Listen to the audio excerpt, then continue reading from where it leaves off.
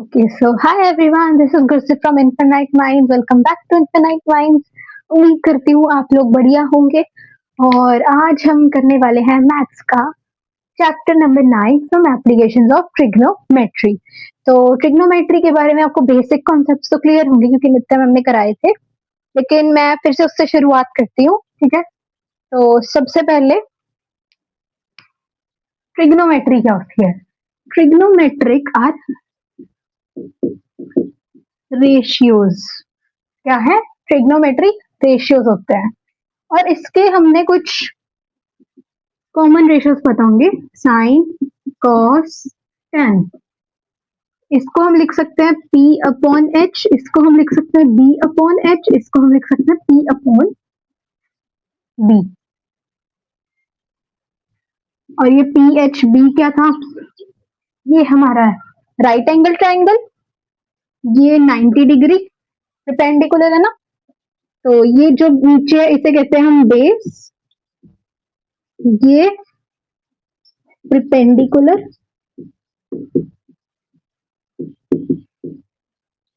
CELAR और ये hypotenuse. ठीक है,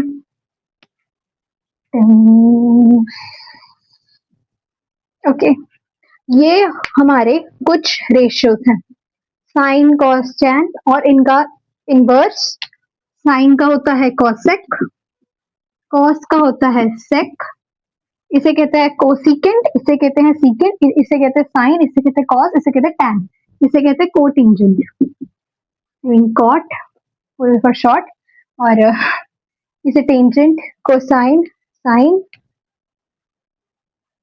कोसिकेंट, सीकेंट, कोटेंजेंट। ओके, और इनका इनवर्स है ये, तो एक मिनट, ये हो जाएगा H अपॉन P, ये हो जाएगा H अपॉन B और ये हो जाएगा B अपॉन P। ये हमारे कुछ ट्रिग्नोमेट्रिक रेशियोज जो हमें याद करके रखने हैं।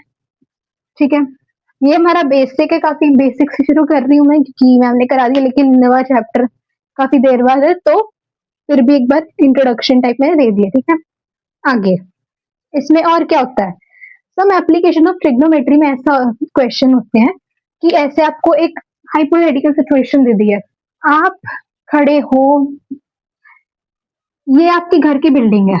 ओके ओके, मान लो ये आपके घर की बिल्डिंग है। ठीक है, आप यहाँ पर कहीं खड़े हो और आपने जानना है, इसको वैसे ज्वाइन कर लेते हैं, ये आपके घर के ग्राउंड का और आपका डिस्टेंस, और ये आपके टॉप का और आप जहां से देख रहे हो उसका डिस्टेंस, और ये 100 मीटर्स टॉल है आपका घर की छत तक। तो आप यहाँ से खड़े हुए हो।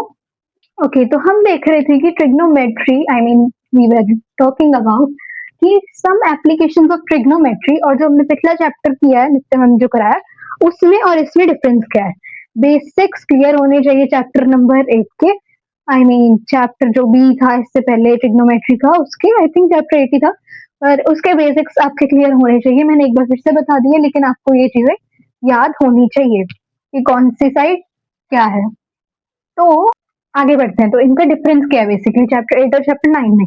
चैप्टर 8 में हम उनकी एप्लीकेशन के बारे में नहीं डिस्कस करते, ट्रिग्नोमेट्री कहाँ रियल लाइफ में यूज किया जाता है। तो हम इसका एक एग्जांपल ले लेते हैं। मान लो आप यहाँ पर खड़े हो। ओके, ये आप खड़े हो कुछ ऐसे बने हुए, और ये आपकी अखियां हैं और यहाँ आप देख रहे हो।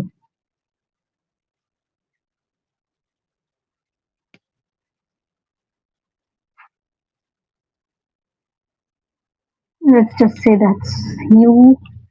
मान लो ये आप हो और आप ऊपर देख रहे हो और आपका डिस्टेंस घर से ये रहा, ये आपके घर की छत है, और आपकी छत पूरी, आई मीन कितनी बिल्डिंग है आपकी घर की टॉल, वो है 100 मीटर। ये कौन सी चीज है? ये है परपेंडिकुलर, तो आपका P हमें क्या दिया है? 100। हमें कहा है ये एंगल निकाल लो, ये वाला एंगल क्या है? हमें एक तो परपेंडिकुलर दिया और मान लो दिया है बेस आपके घर का और आप में कितना डिस्टेंस है, मान लो ये भी 100 मीटर का डिस्टेंस है। तो हमारे पास बेस है और परपेंडिकुलर साइड है और आपको ये एंगल निकालना है। कोई कौन सी ट्रिग्नोमेट्रिक रेशियो यूज हो सकती है? कुछ connecting the dots, connect the dots, ये यूज हो सकती है। P भी है हमारे पास, B भी है। tan थीटा निकालना है तो हम ऐसे लिख सकते हैं tan theta equals to P upon B। मान लो ये मैंने A ले लिया, ये B साइड थी और ये C साइड थी। P हमारी है AB और ये है हमारी बेस BC। अब अंदर वैल्यूज डाल दो। P की वैल्यू क्या थी? 100। BC बेस की वैल्यू क्या थी? 100। They cancel each other out and we are left with 1. Tan theta equals to 1. अब थीटा की ऐसी कौन सी वैल्यू है जिस पर 1 आए? कौन सी वैल्यू है? अगर आप लोगों को टेबल याद है तो आपको पता होगा tan 45 की वैल्यू 1 होती है। अगर नहीं याद तो एक साइड में जब भी क्वेश्चंस करो ऐसे साइड में टेबल बना के रख लो रफ पे, जब आप सॉल्व करने लगो तो सीधा वैल्यूज चेक करते रहना, पर ये याद हो जाएंगी क्वेश्चन करते करते। ये सबसे बेसिक वैल्यू है, वैसे tan 45 तो याद हमेशा रहती है। tan 45 sin 30 sin 60 cos 30 cos 60 से याद रहती है। sin cos tan की तो याद कर ही लो, ओके। और वैसे बता दूं तो cot 45 जो उसका इनवर्स है उसकी वैल्यू भी 1 ही रहेगी। टेबल में भी यही होना है, टेबल आपको कराया ही होना नित्या मैम ने, तो मैं फिर से नहीं कराऊंगी यहाँ पे। पर इधर इस चैप्टर में ऐसे टाइप के क्वेश्चंस किए जाते हैं, हमें ऐसे अलग से दे दी गई है क्वेश्चन, ऐसे दे देते हैं कि आपको ये हाइट दी है, पर ये स्टेटमेंट के फॉर्म में होता है, हमें ऐसे खुद बनानी होती है फिगर्स। ऐसे ये खुद हमें बनानी होती है, हमें बस इंफॉर्मेशन दे देते हैं। The height of the building is 100 meter and the distance between you and the building is 100 meter. Now find the value of theta. आपको पूरा बनाना पड़ेगा ऐसे करके फिगर, फिर उसको आप ऐसे प्रेजेंट करके लिखोगे, ठीक है। तो अब हम इसके क्वेश्चंस करने आते हैं। इसमें कुछ खास है नहीं, बस काफी मोल्डेड टाइप क्वेश्चंस आते हैं और केस स्टडी में ये बहुत बार चैप्टर आता है। हम एक दो केस स्टडी भी कर लेंगे आखिर में। शुरू करते हैं हम फिर। ओके, अपना पहला और सेकंड क्वेश्चन आ गया, रीड करते हैं, ठीक है।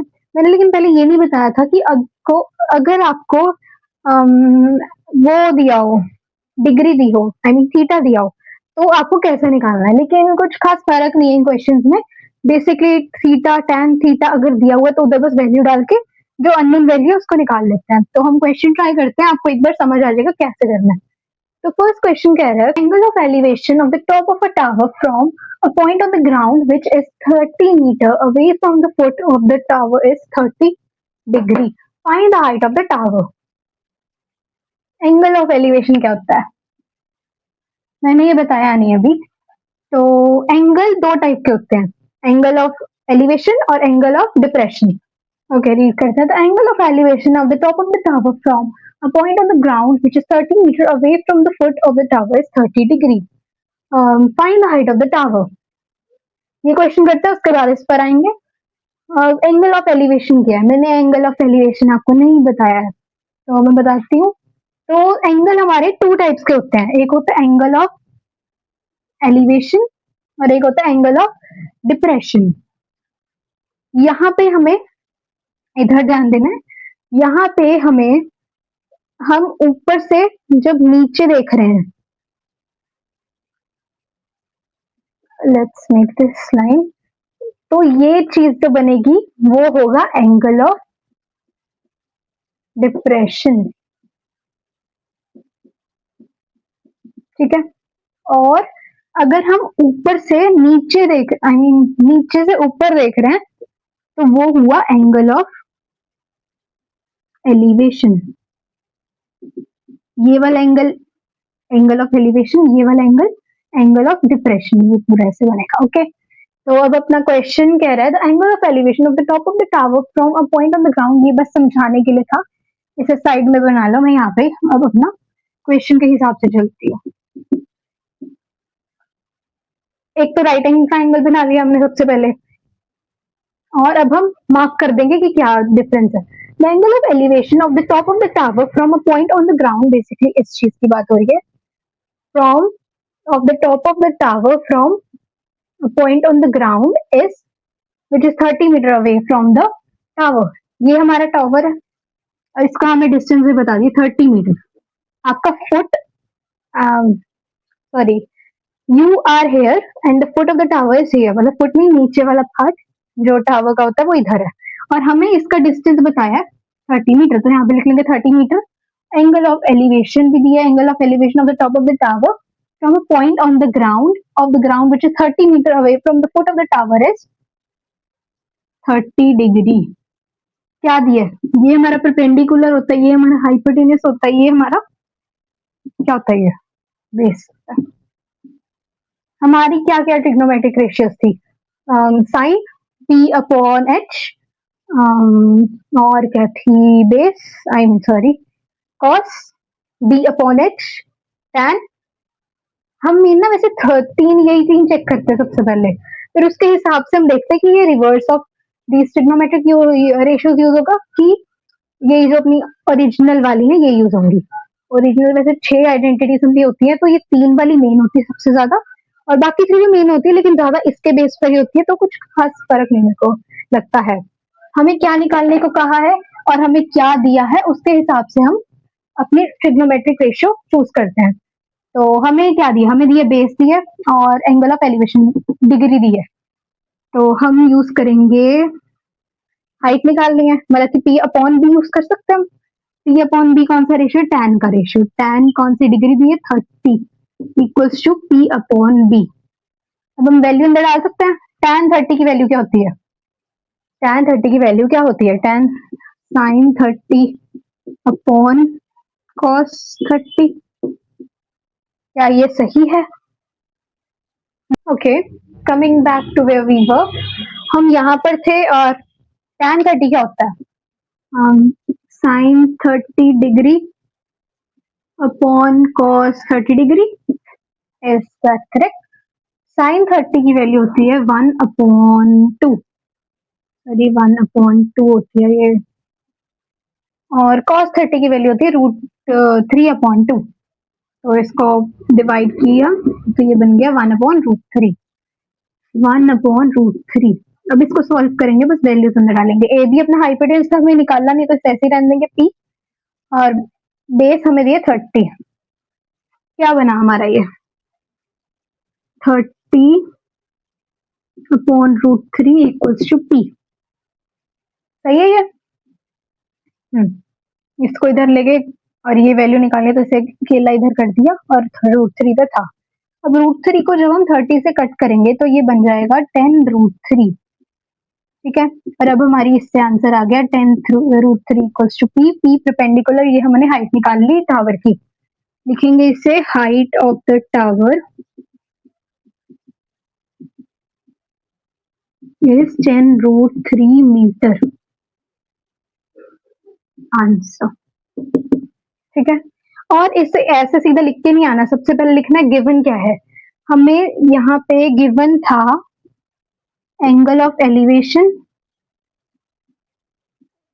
जो कि है angle of elevation equals to 30 degree, base equals to 30 metre. फिर according to question A T Q आगे ऐसे सॉल्व करेंगे, ठीक है। और ये फिगर बना के आनी कि उनको पता चले क्वेश्चन कि कैसे सॉल्व किया, आई मीन क्या फिगर ली है, कैसे ये फिगर, इसके भी मार्क्स लगते हैं, ठीक है। तो आगे अगले क्वेश्चन पे आते हैं, ये भी कुछ खास नहीं।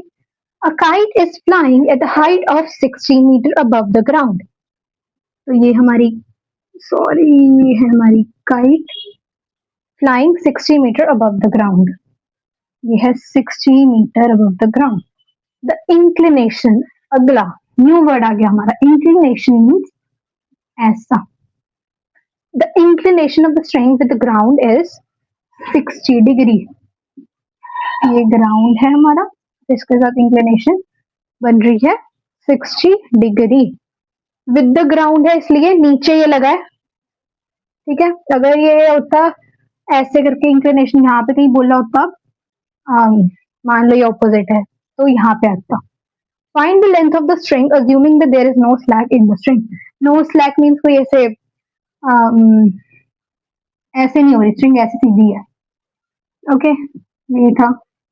अब हम गिवन इंफॉर्मेशन से अपना ट्रिग्नोमेट्रिक रेशियो यूज करेंगे, ठीक है। A kite is flying at a height of 60 metre means हमें परपेंडिकुलर मिल गया और इंक्लिनेशन मिल गया। हमें निकालना क्या है? Find the length of the string. Length of the string, no this is base, ये नहीं लेनी, ये नहीं निकालना, हमें ये निकालना है। क्योंकि मान लो आप यहाँ पे काइट चला रहे हो तो वो ऑफ कोर्स ऐसे जाएगी और 60 मीटर ऑफ द ग्राउंड हमें यहाँ से दी हुई है। अब हम इसको, ये चीज हमें निकालनी, हाइपोटेन्यूज निकालना है। कौन सी ट्रिग्नोमेट्रिक यूज करेंगे? आई मीन रेशियो यूज करेंगे। P upon H, B upon H कि P अपॉन B, या इनका इसमें से किसी का converse. P upon H, P दिया, H निकालना है, ये है, ये यूज करेंगे ना। B हमें दिया नहीं ना, इसका कुछ है फर्क पड़ना। H दिया लेकिन P अपॉन B कोई रीजन नहीं है इसका निकालने का, यूज करने का। तो हम यहाँ पे डालेंगे साइन 60। ऑफ कोर्स पहले गिवन चीजें लिखेंगे फिर उसके बाद सॉल्व करेंगे। मैं गिवन नहीं लिखवा रही, पर गिवन में ऐसे ही लिखना जैसे मैंने पहले क्वेश्चन में बोले, जो दिया है वो लिखना है, इन्फॉर्मेशन फिर अकॉर्डिंग टू द क्वेश्चन करके आगे सॉल्व करने लग जाना। Sine 60 equals to P upon H. P है हम, P अपॉन एच है, P हमें दिया 60, H हमारा अननोन है तो हम ऐसे लिख देंगे। अब साइन 60 की वैल्यू क्या होती है? साइन 60 की वैल्यू होती है √3 अपॉन 2। यहाँ वैल्यूज पुट कर देंगे, √3 अपॉन 2 इक्वल्स टू 60H। अब क्रॉस मल्टीप्लीकेशन कर देंगे तो ये बना H √3 equals to 6 into 2 120, 60 into 2 is 120। अब इसको हम इधर ले जाएंगे, H इक्वल्स टू 120 अपॉन √3। अब इसका आंसर क्या आएगा?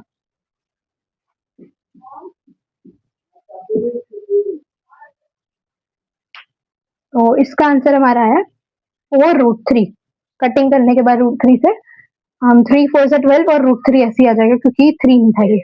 तो हमारी लेंथ आई है, length of the string is 4√3 metre.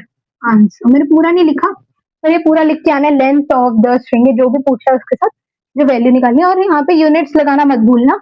अगर यहाँ पे कहाँ दिया है, यहाँ पे क्वेश्चन में अगर हमें सेंटीमीटर दिया तो हमें आंसर भी सेंटीमीटर में लिख के आते हैं, ज्यादातर वैसे मीटर ही दिया होता है पर फिर भी। तो इसके साथ हमारे पहले 2 क्वेश्चन खत्म होते हैं।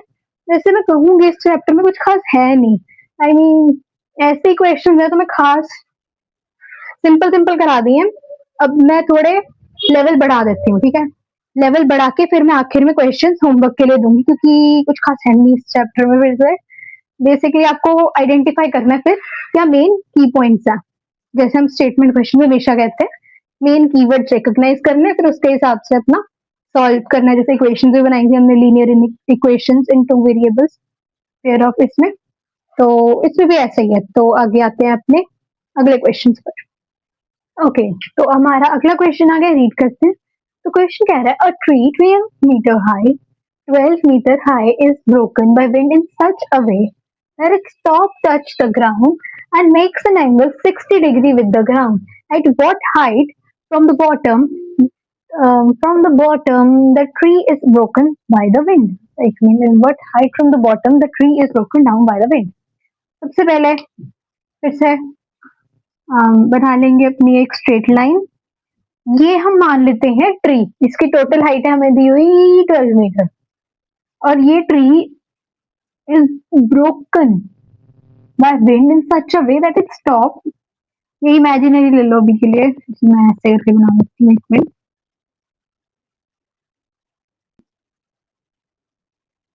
ठीक है। ये ट्री है हमारा, is broken in such a way that its top touch the ground. कुछ ऐसा इमेज बन रही है यहाँ पे, सही कर लेना, ये सही नहीं लग रहा, कुछ ऐसा लग रहा है। makes an angle of 60 degree with the ground. 60 degree at what height from the bottom the tree is broken by the wind. तो ये हमारा पूरा ट्री था कितने मीटर का? 12 मीटर का. ये पूरा 12 मीटर का था, लेकिन ये टूट गया. तो इसे ये जो ये वाला पार्ट है इसे हम ले लेते हैं 12 माइनस एक्स, इसे ले लेते हैं x, इसको x ले तो ये 12 माइनस एक्स बना है. क्योंकि ये टूट गया था तो ये भी क्या बन जाएगा? 12 माइनस एक्स. सेम ही है, ये जब पहले सीधा था लेकिन टूट गया तो ऐसा हो गया. ये पहले ऐसा था, ये अब ऐसे है, हवा के साथ टूटने के कारण ऐसा बन गया. At what height does the bottom? At what height does the bottom? The sorry. At what height from the bottom? कौन सी हाइट से बॉटम पर the tree is broken by the wind? Basically हमसे ये पूछ रहे हैं, x पूछ रहे हैं, नॉट दिस. ये बेस है. क्या हम इसे कुछ ट्रिग्नोमेट्रिक रेशियो ले सकते हैं? Sin is b upon h, b upon h is cos, and what would this be? It's tan. Tan is p upon b. हम क्या इसको ले सकते हैं? p और h को, p और h. ये h है हाइपोटेन्यूस है और ये चीज p है. ये x लेंगे हम, ठीक है, ये पूरा 12 वाला नहीं लेंगे. हम यहाँ पे लिख सकते हैं p upon h equals to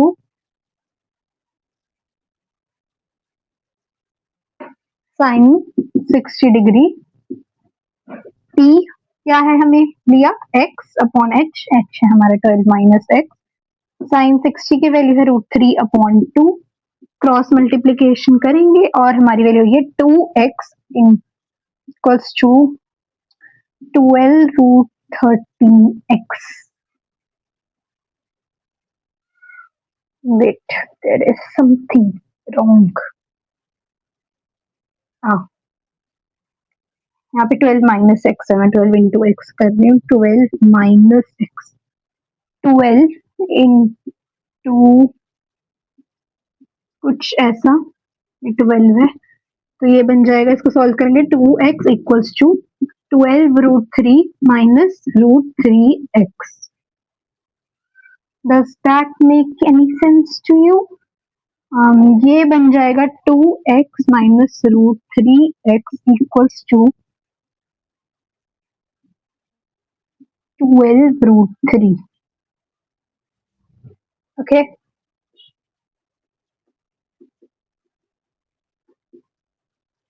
There's something wrong. Okay, minus है, मैंने यहाँ पे लेके गई है दूसरी साइड और मैंने पॉजिटिव में चेंज नहीं किया. That was my mistake, I am sorry. गलती से होगी, गलती से मिस्टेक होगी. तो कंटिन्यू करते हैं. हम इसमें x क्या ले सकते हैं कॉमन? क्या बचा? 2 प्लस √3 अंदर इक्वल्स टू 12√3. अब हम इसको इधर ले जाएंगे, यहाँ मल्टीप्लाई में यहाँ जाके डिवाइड में हो जाएगा. तो ये x equals to 12√3 upon 2 plus √3. कभी भी नीचे रूट डिनोमिनेटर में नहीं आना चाहिए, तो हम इसे क्या कर देंगे? रैशनलाइज कर देंगे. रैशनलाइज करना आता ही होगा. इंटू यहाँ पे बस चेंज रहेगा साइन, इधर आके 12 माइनस √3 अपॉन 12 माइनस √3. अब इसे सॉल्व करोगे और हमारा आंसर आ जाएगा. कर लेते हैं. x इक्वल्स टू 12√3, 12 माइनस √3, ये 12 होना चाहिए क्या? ओके, सॉरी, 2 है यहाँ पे. ठीक है, तो ये हो गया 2. यहाँ पे हमने आइडेंटिटी यूज कर ली. यहाँ पे आइडेंटिटी भी लिख देना. A square equals to A square minus B square equals to A plus B, A minus B.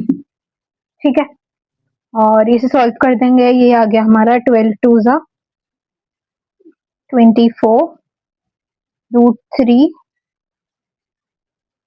Minus 12 into 3. 12 3 ज़ा आई थिंक 36 अपॉन 2 2 ज़ा 4, 4 माइनस 3 इज 1. √3 इंटू √3 क्या हो जाता है 3। तो हमारा आंसर आया है x इक्वल्स टू 24√3 माइनस 36। ठीक है, हैंड राइटिंग थोड़ी इधर उधर हो गई पर समझ लेना क्या आंसर है, मैंने बोल दिया। और इसके साथ हमारा ये क्वेश्चन होता है खत्म। आई थिंक नहीं, हमने भी x की वैल्यू निकाल ली है, हमें टोटल हाइट निकालनी है। What height does the bottom, what height from the bottom. Okay, हमारा आंसर आ चुका है, यही आंसर है, इसको और सॉल्व नहीं करना है। हमारा आंसर आया है 24√3 माइनस 36। और जो भी फॉर्मूला यूज करने हैं वो लिख देने हैं, और जो भी गिवन है वो सबसे पहले लिखना है, फिर उसके बाद सॉल्व करना है। और फिगर के भी मार्क्स मिलते हैं, फिगर जो बनानी है तुम्हें तब मार्क्स मिलते हैं, अगर फिगर दी हुई है ऑलरेडी तो भी बनानी होती है। Okay, specially in this question, और सर्कल क्वेश्चन आएंगे आगे उसमें भी फिगर बनानी होगी, उसके भी मार्क्स मिलते हैं। ठीक है, अब हम अपने अगले क्वेश्चन पे आते हैं। ओके ओके, हमारा अगला क्वेश्चन आता है, फिर रीड करते हैं। So question says the shadow of a vertical tower on a level ground increases by 10 meters. When the altitude of the sun changes from angle of elevation 45 degree to 30 degree, find the height of the tower. Correct to one place of decimal. Take √3 भी दिया है, √3 हमने क्या लेना है, equals to 1.73। तो शुरू करते हैं क्वेश्चन। सबसे पहले अपनी फिगर बनेगी, फिर उसके बाद क्वेश्चन सॉल्व करेंगे। जब भी कुछ क्वेश्चन सॉल्व करना है उसकी हमने फिगर तो बनानी है, लेकिन पहले ये भी बता देना आपने क्या लेट किया है। सोल्यूशन यहाँ पे लिख रही हूँ मैं।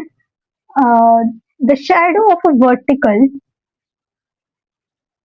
tower on level ground increases by 10 meters when the altitude of the sun changes from 45 degree to 30 degree। कुछ ऐसा डायग्राम बनेगा, ये एंगल ऑफ एलिवेशन यहाँ नहीं आएगा, यहाँ 45 डिग्री है, यहाँ 30 डिग्री है, 45 से 30 बना, और ये हम ले लेते हैं x, इससे पहले ले लो A B height of the tower, C D.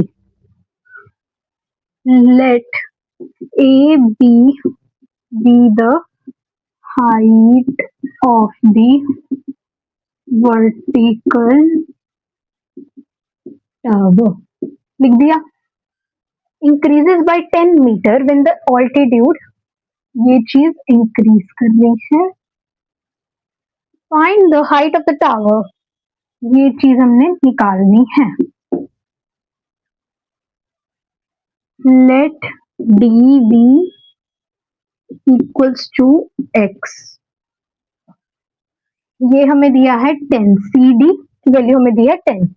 अब हम निकालना शुरू करेंगे in triangle A B D, क्या दिया, ये दिया, और ये निकालना है P upon B। tan 45 equals to P upon B।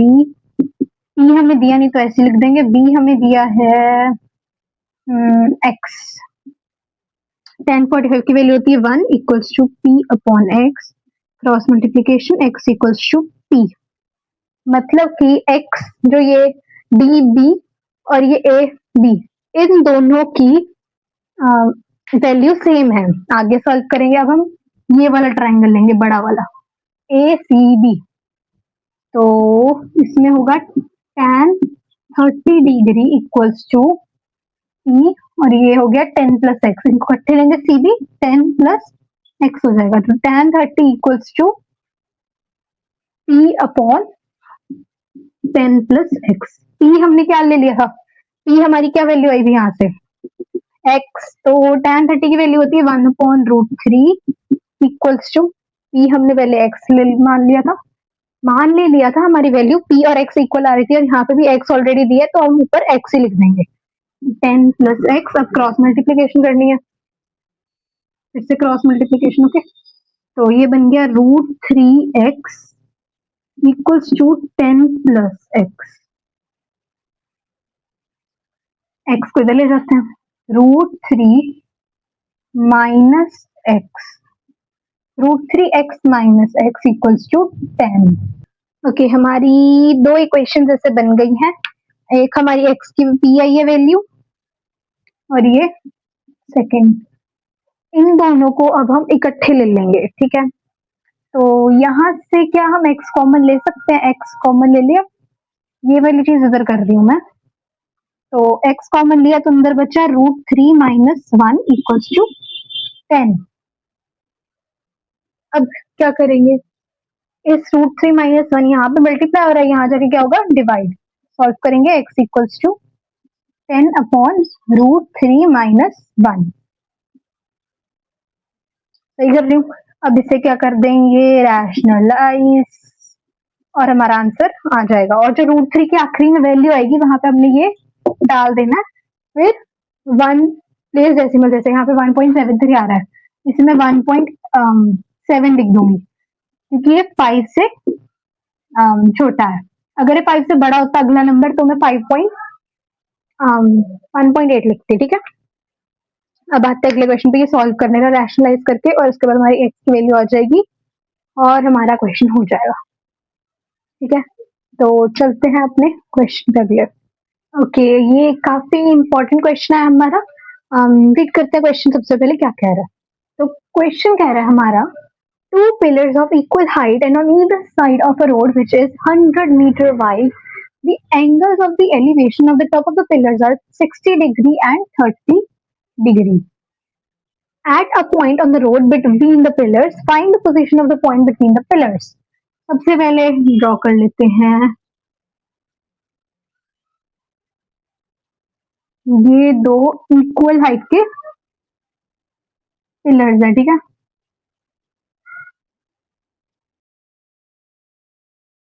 ठीक है, ये हमारे इक्वल हाइट के पिलर्स हैं, यहाँ पे बस कह लो इक्वल हाइट के, मेरे बने नहीं। ओके, सो हमें दिया है कि एंगल ऑफ एलिवेशन इनका है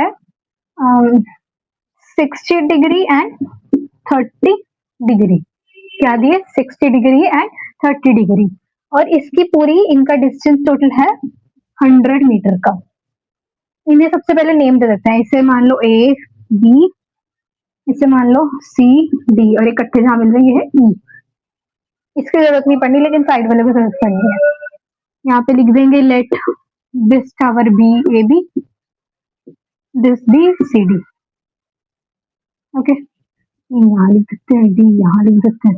ओके, अब एंगल ऑफ एलिवेशन इसका दिए 60°, इसका दिए 30°।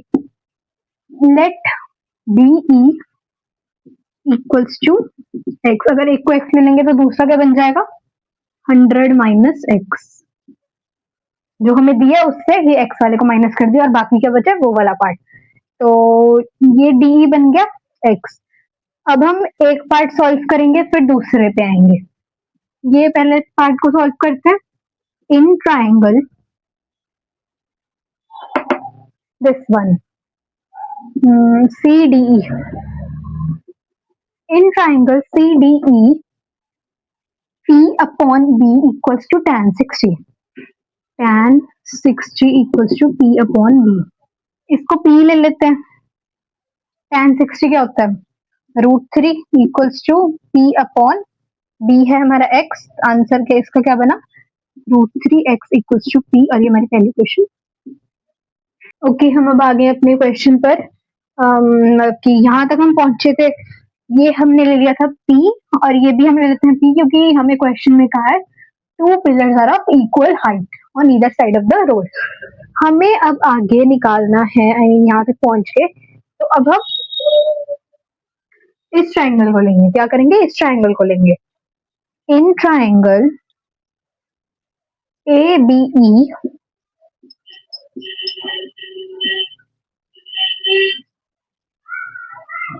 tan 30 equals to tan 30° equals to P upon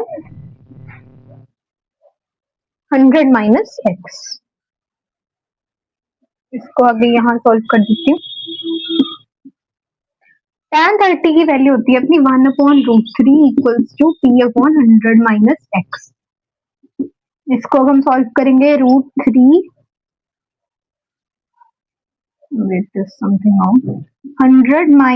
- x upon √3 equals to P।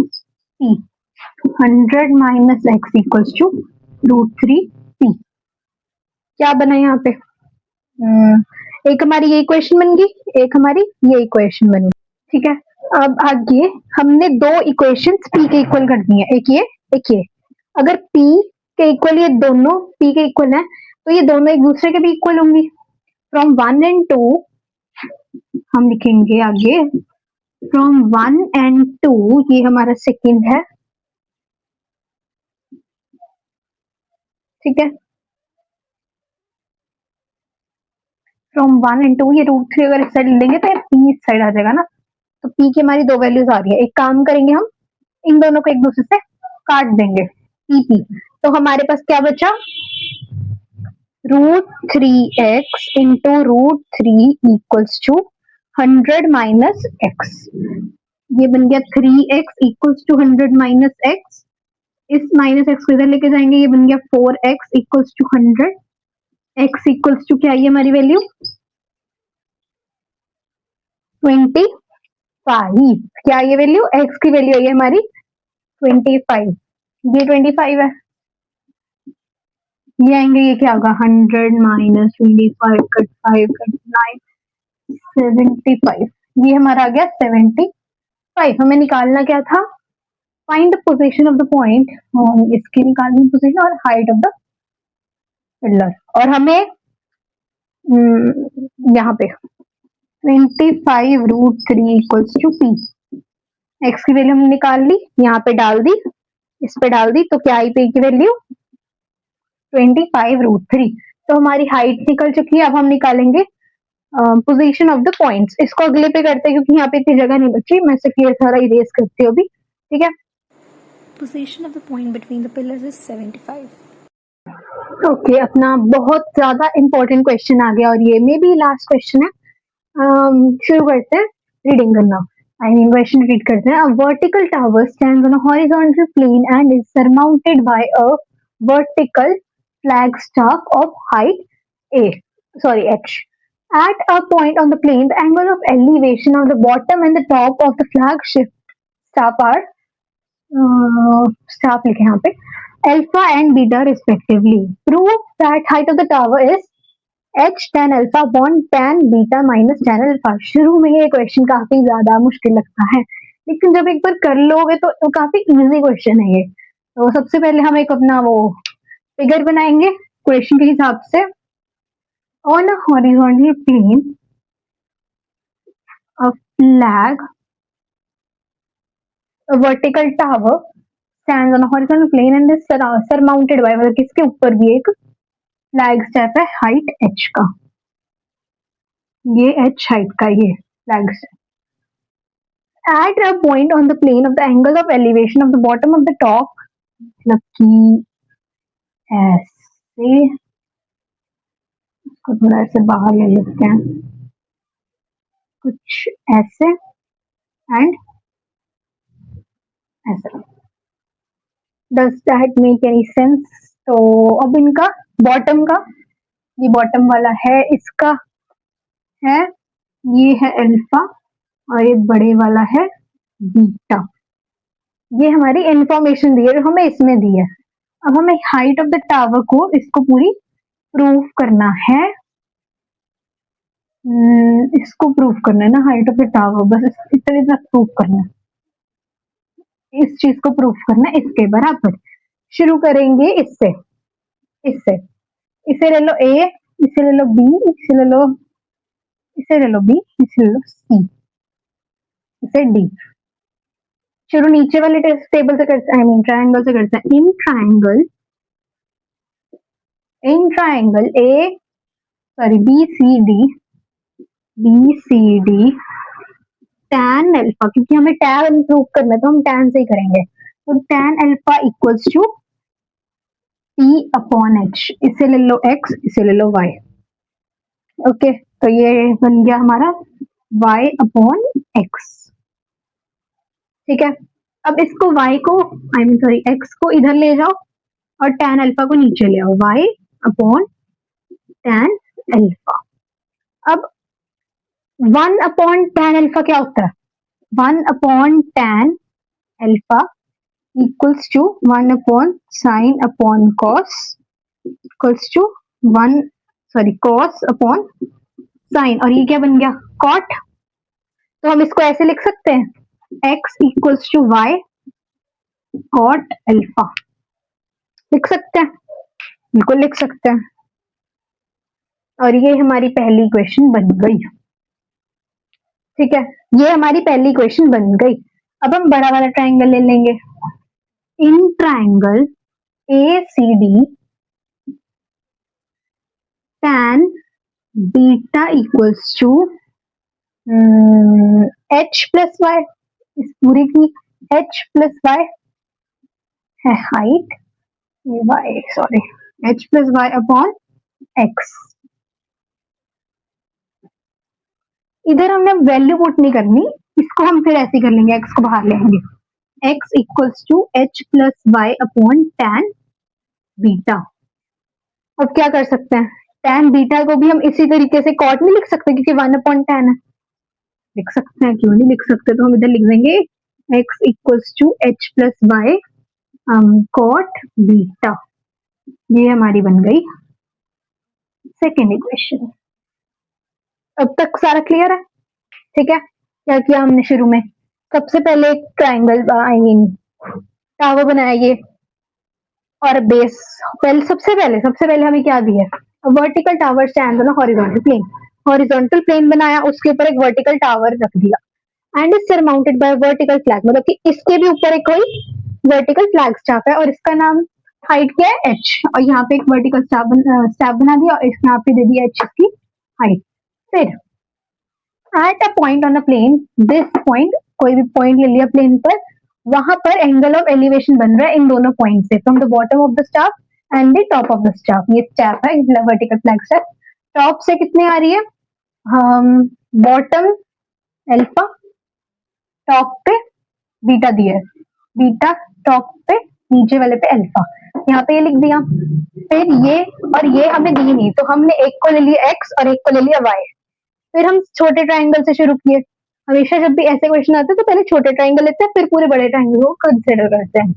तो यहाँ पे हमने ले लिया ये ट्राइंगल BCD, यहाँ पे छोटा ट्राइंगल ये है, और सिंस हमने tan अल्फा प्रूव करना है, हमने क्या किया, tan अल्फा ले लिया, tan अल्फा, और इधर वैल्यूज डाल दी BC अपॉन BC, और BC एक को y लिया एक को x लिया, उधर डाल दिया और फिर क्रॉस मल्टीप्लाई कर दिया, इन दोनों की चेंज कर दी position, x equals to y upon tan alpha आया।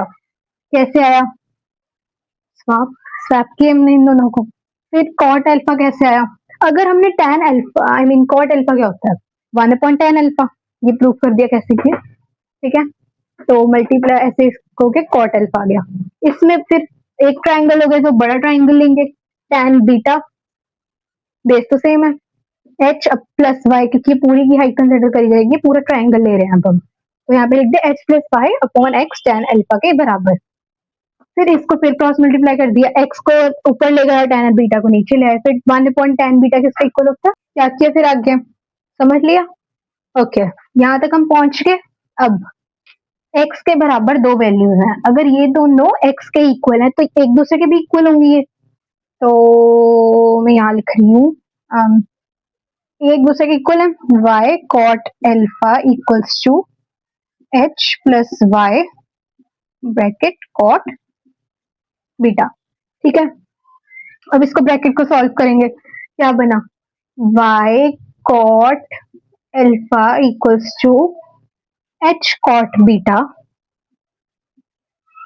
Plus y cot beta, y इनको इकट्ठे ले आ सकते हैं हम, बिल्कुल ला सकते हैं, y cot अल्फा, यहाँ पे प्लस है, दूसरी साइड जाके यहाँ नहीं, wait this is cot not plus, plus है यहाँ पे y cot बीटा, दूसरी साइड जाके माइनस हो जाएगा, माइनस cot बीटा, इधर एक साइड ले जाएगा h cot बीटा, y को हम कॉमन ले सकते हैं, तो अंदर बचा cot alpha minus cot beta equals to h cot beta.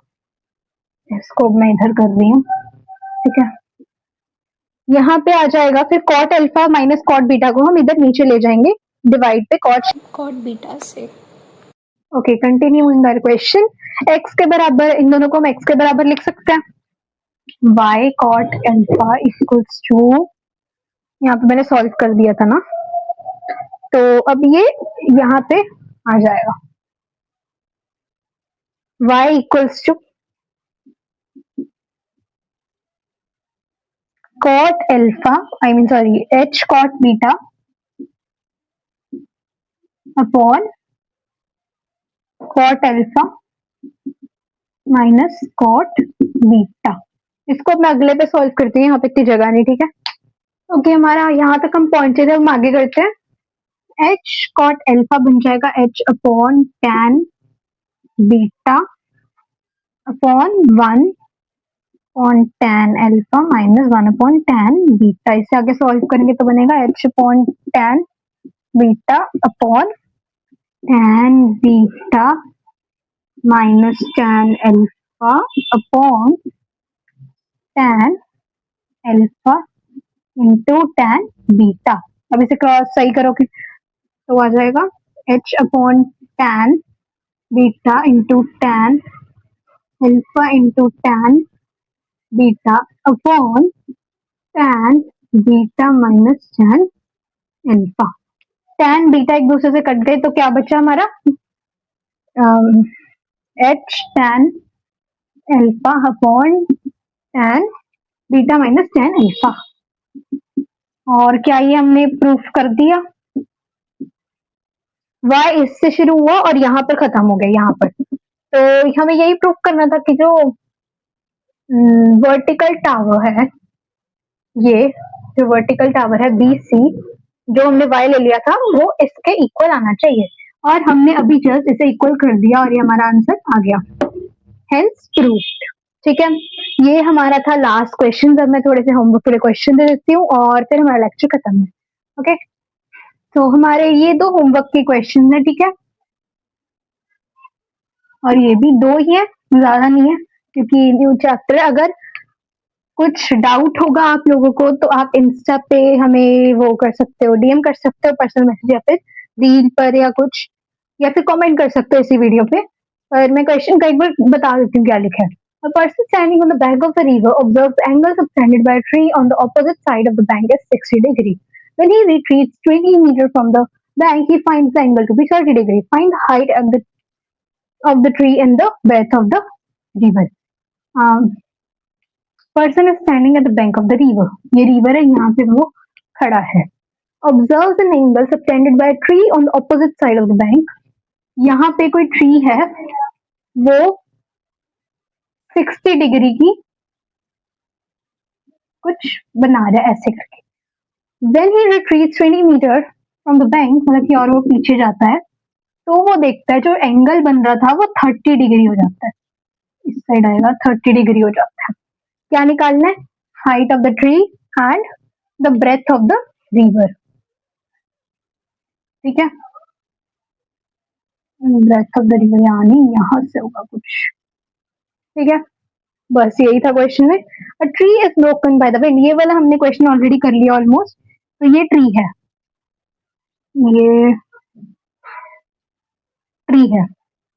ये टूट गया और नीचे की एंगल बना रहा है कुछ ऐसे करके. हमने ऐसे क्वेश्चन ऑलरेडी कर लिया है लेकिन मैं फिर भी बता देती हूँ. A tree is broken by the wind the top struck at the ground make an angle of 30 degree and at a distance of 30 meters from the root.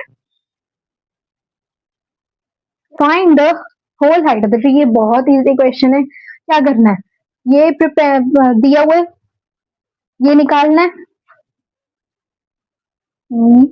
H B भी है पी निकाल लो tan 30 लग जाएगा. ठीक है फिर आगे इसका पूरा निकालना है ये पूरी चीज मतलब कि हाइपोटेनस भी निकालना है आखिर में आके फिर इन दोनों को प्लस कर देना है हाइपोटेनस और परपेंडिकुलर को और हमारा आंसर आ जाएगा.